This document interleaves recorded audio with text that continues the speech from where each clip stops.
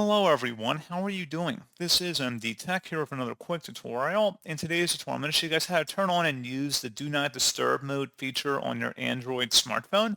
So this should hopefully be a pretty straightforward process here, guys. And without further ado, let's go ahead and jump right into it.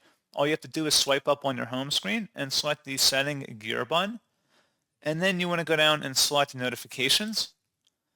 And then scroll down again underneath General where it says Do Not Disturb. Go ahead and click inside of here.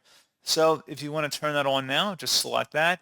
And you can make additional subcategory modifications as well if you want to allow certain notifications to come through.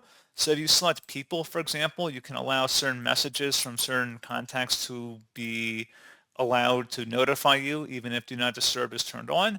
And you can also set schedules for Do Not Disturb mode as well as durations for quick settings too. So different subcategories you can review here, but you can see we've just turned on Do Not Disturb. And here are the categories below that you can make further adjustments to as you see fit. So pretty straightforward process, guys. And as always, thank you for watching. I do hope that I was able to help you out, and I do look forward to catching you all in the next tutorial. Goodbye.